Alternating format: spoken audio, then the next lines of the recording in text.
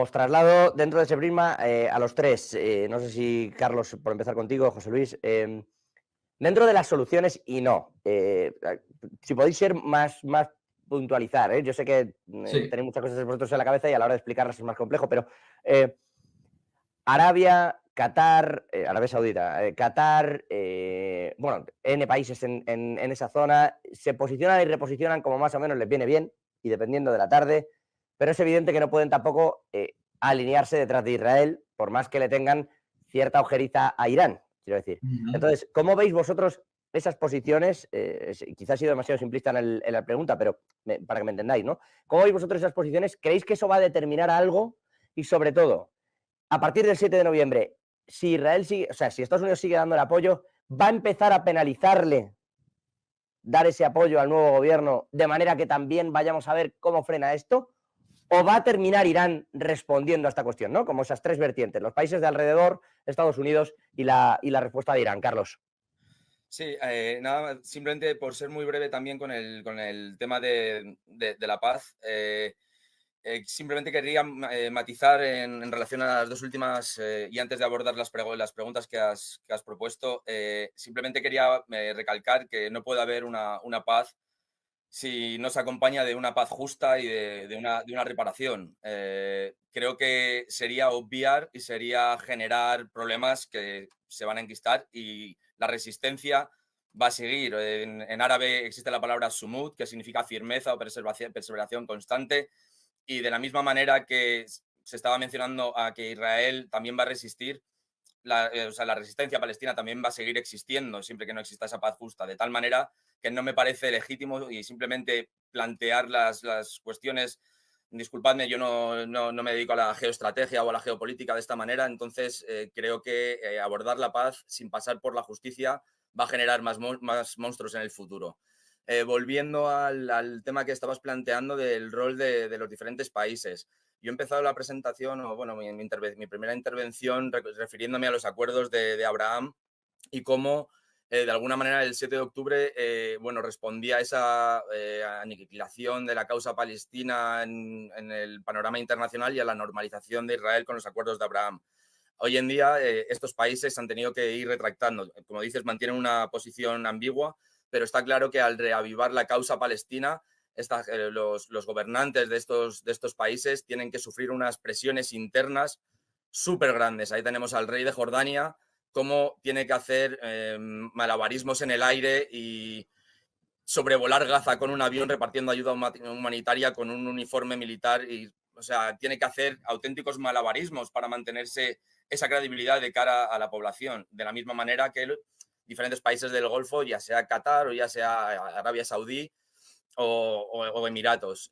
Evidentemente creo que ha cambiado bastante, ya simplemente con la impunidad de alguna manera que esos regímenes, hasta cierto punto la mayoría, con todos los matices y todo, bueno, con sus problemas internos y cómo han tenido que sortear esto mientras la causa palestina había caído en el olvido, ellos podían jugar a normalizar relaciones con prebendas de Estados Unidos y a eso se han dedicado. Ahora mismo, que la causa palestina ha unido o sea, ya las fracturas que estamos viendo, por ejemplo, entre suníes y chiíes que existía, por ejemplo, o que detonó a principio, bueno, con la invasión de Irak, con el auge del ISIS, la causa palestina une al mundo árabe musulmán y a los musulmanes, a Irán también, de tal manera que se están reequilibrando y hay muchos países, por ejemplo, que están tendiendo y mirando también con otros ojos a Irán. Ya no se puede plantear tampoco todo en cuestiones que nos gusta muchísimo simplificarlas porque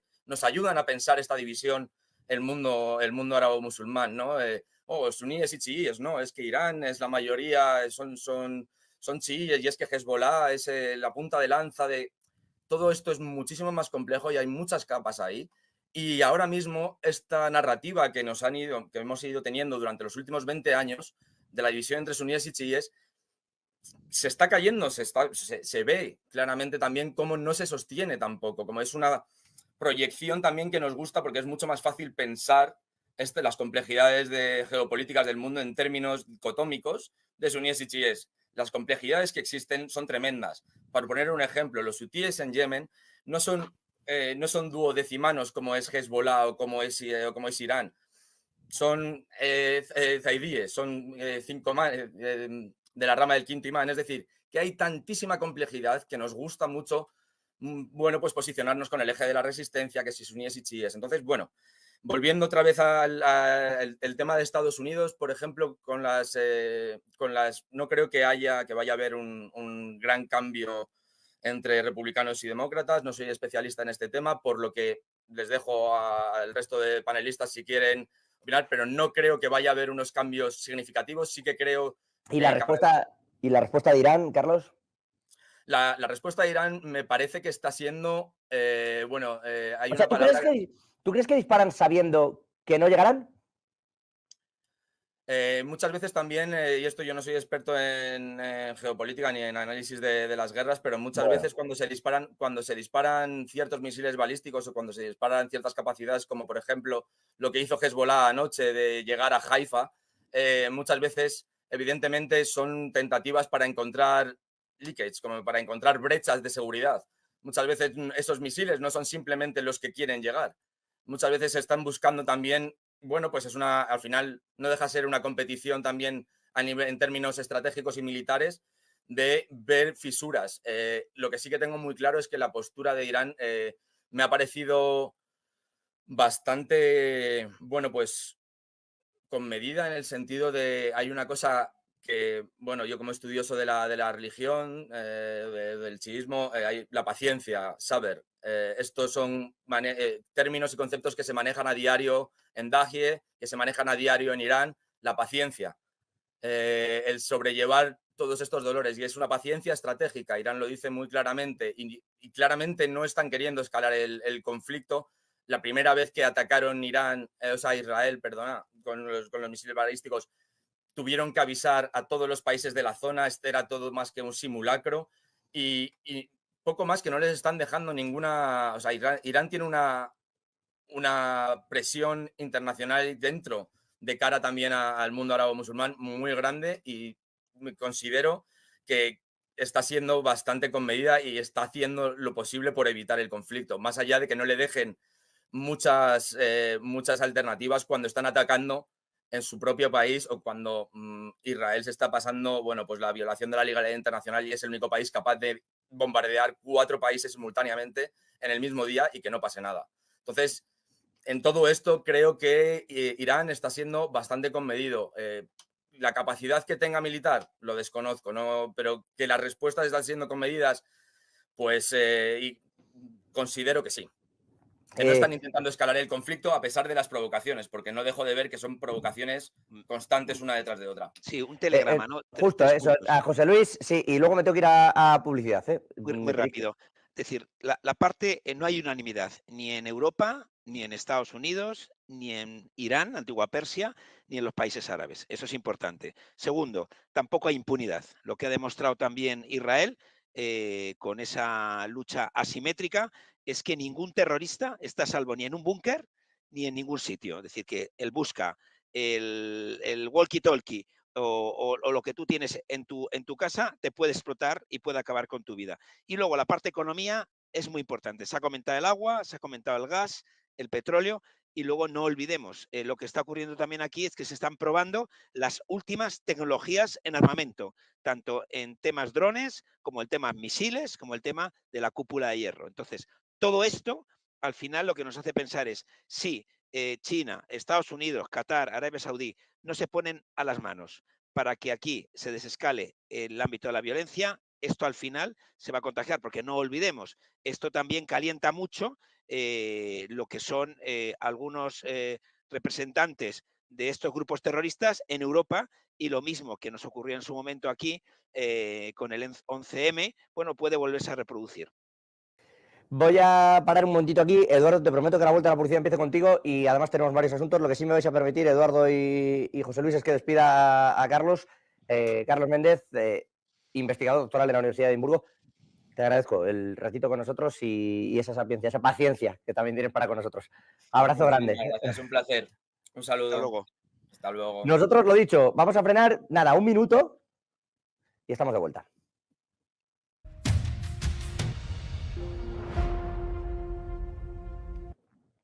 Ya estamos de vuelta aquí en Geoeconomía, en Negocios Televisión. Me permitan ir casi directos para no perder tiempo con José Luis Moreno y con Eduardo Irastorza, que siguen al otro lado. A los dos,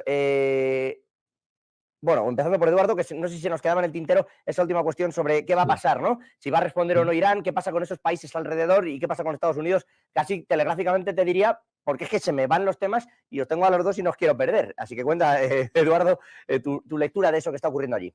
Vale, pues primer telegrama, el mapa que puso Netanyahu en la ONU está roto. Ese mapa de la línea fértil, de un creciente fértil con Egipto, desde India hasta Egipto, pasando por Arabia Saudí, se acabó. Está roto. Fin. Ha conseguido alinear a todos sus enemigos. Respecto a Irán, yo creo que va a seguir adelante con su programa, un poco lo que apuntaba Carlos, ¿no? De esa paciencia. Yo creo que están avisando, y de hecho, antes de lanzar los cohetes, avisaron por canales alternativos a Estados Unidos de que iban a tirar aquello, ¿no? La próxima vez no van a avisar. Y por lo que se refiere a Estados Unidos, a mí no me cabe ninguna duda de que van a estar a su lado como un solo hombre hasta el final. Esos son los 3 telegramas, José.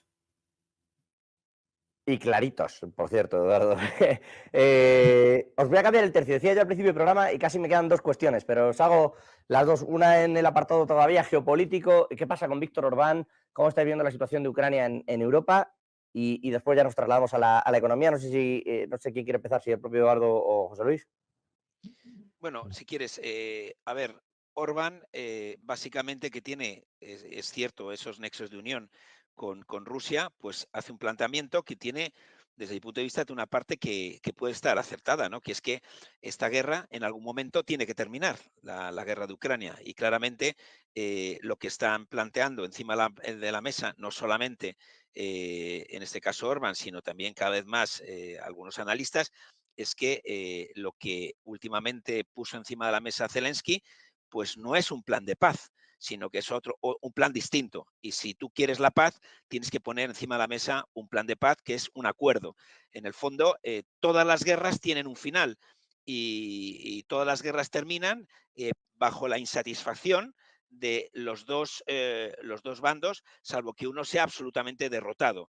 La potencia rusa no hay ninguna duda de que es superior a la potencia de Ucrania, si no fuera porque detrás de Ucrania estamos los países de Europa y está el propio Estados Unidos. Pero es verdad que no solamente Orbán en Hungría, sino la propia Alemania también está planteando que tiene que haber un fin, dedicación de recursos para esa paz que, como ya sabía el propio Putin, cuando las democracias liberales estamos detrás de las guerras, lo primero que pensamos es cuándo se termina esa guerra de desgaste, tanto económico como humano. Con lo cual, al final, desde mi punto de vista, creo que después de las elecciones de los Estados Unidos habrá un avance en el sentido de a ver si Bueno, somos sobre capaces todo, de cerrar esto, ¿no? sobre todo, y te cojo la percha, sobre todo habrá paz, Eduardo, si gana Donald Trump, claro, que ya ha dicho que no da un euro más. Claro, pero porque Donald Trump no es que ame más a un pueblo, a otro, o quiera estar más en un sitio que en otro, sino porque es plenamente consciente de que a ninguna potencia hegemónica le viene bien tener abiertos 2 frentes más uno potencial, que es China, Taiwán, ¿no? Llegaría a la paz porque es el único que tiene claro que en realidad esta guerra nunca la puede ganar Ucrania y que los territorios conquistados por Rusia no van a ser cedidos nunca, nunca. Ante esta situación, si entendemos esto, entendemos la solución por donde puede pasar. Por un armisticio en el cual nos saludemos, pues, como en la valla de Cachemira, los hindúes y los pakistaníes, o Al como en final va a Corea del ser, Norte, ¿no? al final va a ser Sí, armisticio la palabra del año. sí, sí, sí, pero yo llevo diciéndola más de 3 años ya. Estoy Llevo totalmente diciendo de acuerdo, pero este año paz, tiene como paz. esa. Está No, cogiendo no, el no, no, cariz. no, ni acuerdo de paz ni leches, o sea, no va a haber acuerdo de paz nunca, porque Putin no puede firmar la paz. Pero que, con lo que hemos hecho. Ahora, hablar de igual a igual, ni de casualidad. Y Zelensky tampoco puede. Entonces, ¿qué es lo que toca? Lo que toca es llegar a un acuerdo de alto el fuego y reconstruir lo que nos íbamos a gastar en armas, pues gastárnoslo también en dinero para nuestras empresas, pero en este caso de carácter civil. Eso por un lado. Después, yo quería señalar lo que tú has dicho de Orbán. A mí me parece vergonzoso lo que se está haciendo con Hungría. Y digo que me parece vergonzoso no porque sea Hungría ni por el caso, sino porque si Europa tiene unas pautas en la cual todos los países para determinados temas tienen un veto, el hecho de que todos se pongan en contra no significa que se pueda alterar la normativa, sino haberlo pensado antes o hacer no sé, hacer un referéndum, hacer una votación donde sea, en Bruselas, donde les dé la gana, pero que diga, ahora las reglas son estas. Pero desarrollar un protocolo improvisado, acelerado y en el que no todos tienen voz y voto, pues me parece terrible. Igual que me parece terrible cuando se habla de ampliar la Unión Europea a países que ni de lejos reúnen las condiciones que se ha exigido a muchos otros países. Eso es un asunto también que no me da tiempo a abordar. Como no me va a dar tiempo, no sé si queréis apuntar algo. Yo he hablado al principio, os lo dejo en el detalle. Tengo 30 segundos, ¿eh? Pero si queréis apuntar algo del tema de los pedidos de Fabriles en Alemania y la que está cayendo allí. No sé si queréis hablar de esto o lo dejo para el siguiente porque no me da la vida, ¿eh? Pero va todo junto, es decir, el coste de la energía ha hecho que el sistema que tenía Alemania de energía barata haya terminado con esa floreciente industria que tenían los alemanes y esto arrastra lo demás, pero estamos hablando de la misma geopolítica. Al final, si te das cuenta, todos nos peleamos o todos se pelean por la energía, por el petróleo, por el agua, por el territorio. Es la historia de la humanidad. Eso te iba a decir, no es nueva, no es nueva. Eduardo Irastorza, desde OBS Business School, desde la Francisco de Vitoria, economista, José Luis Moreno, gracias a los dos por este ratito, por esta tarde con nosotros en Geoeconomía.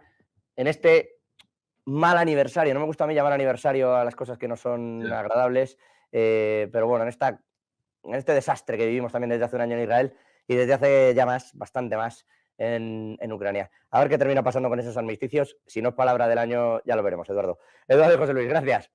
Nos vemos. Un placer, José. Y gracias también a todos ustedes que están al otro lado. Como siempre, volvemos mañana aquí en Geoeconomía, ahora atiendo sus dudas.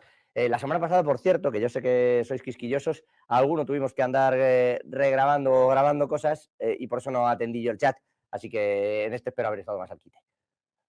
Abrazos para todos, para los de siempre y para los que nos seguís de nuevo aquí en Negocios Televisión. Cuidaos.